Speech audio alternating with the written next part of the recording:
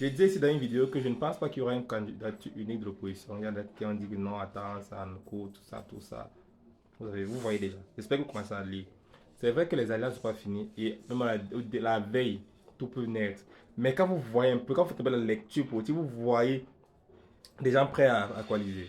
Quand vous voyez même un peu l'esprit du PCN, l'esprit du SDF, c'est vrai, je ne suis pas la tête de leur leader, mais quand tu vois un peu comment ils se comportent, les discours qu'ils tiennent, est-ce que tu vois des gens qui sont prêts à sacrifier peut-être des égos personnels pour le bien de tous ou à laisser passer certaines tares, passer certains défauts pour pouvoir à lever le LPC au pouvoir. Parce que c'est d'abord ça le but, à lever d'abord le LPC au pouvoir. Par exemple, il y a certains opposants qui disent qu'ils ne peuvent pas coaliser avec des gens qui étaient dans le gouvernement. Moi-même, honnêtement, je n'aime pas tous ceux qui étaient dans le gouvernement ne sont pas forcément mon approbation. Mais comme on est dans une situation de crise, on veut d'abord lever quelqu'un.